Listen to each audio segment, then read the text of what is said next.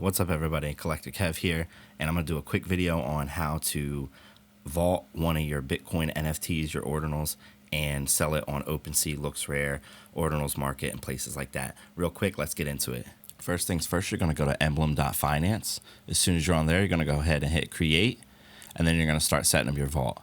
Your vault is going to be named, of course, whatever you're going to sell. For this video, I'm going to be doing a Bitcoin Punk. This is Bitcoin Punk number 6090. Inscription number 27039. So we're just going to put it like that.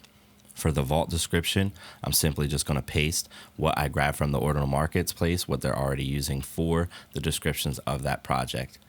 We're going to hit next, and then we're going to go ahead and just image upload, choose a file, go ahead and upload the picture of your ordinal.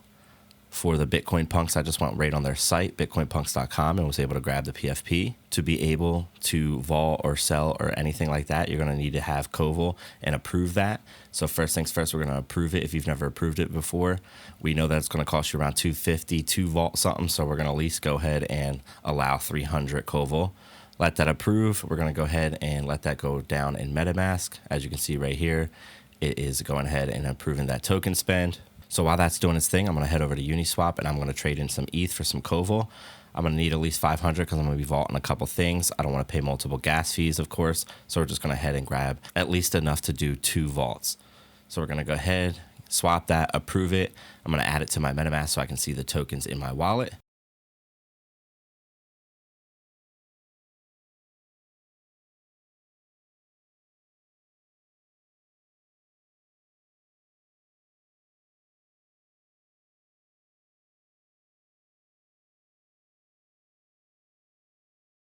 And we're going to go ahead and hit. Then we're going to head back to our vault, hit mint vault. And then of course, we're going to have to sign this message. Pay another quick fee.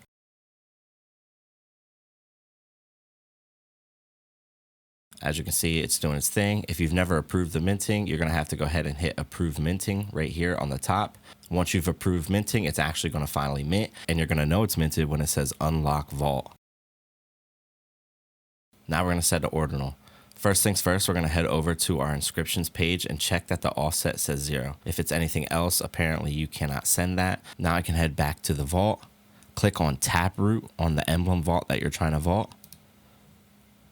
Copy that BTC address, that Taproot address, bring it over to your Sparrow wallet, select the ordinal you want to send, and once selected, you're just going to go ahead, send selected. You're going to want to paste that Taproot address that you copied from your vault, and we're going to label it. I'm going to label it Bitcoin to Emblem Vault, something like that. Then real quick, I'm just going to head over and check what the transaction fees are for the priorities right now. And as I can see, around high priority is around 17 sats. So I'm going to go ahead and adjust my Sparrow wallet to do something like that. So we're going to adjust it right here around like 20 sats, high priority, so it goes through quickly. We don't want to keep waiting. Once that's good to go, you're going to go ahead and hit create transaction, but you're going to want to make sure at the bottom right that that flicker is on where it says Sparrow available. You want to make sure that is on. Otherwise, you're not going to be connected to online and you're not going to be able to do any of the transactions. So go ahead and hit create transaction. As you can see, it's all set up right here, and I'm just going to hit finalize transaction for signing. Sign, type in your Sparrow wallet password if you have one set up. I'm going to type mine in, hit sign, then I'm going to hit broadcast transaction.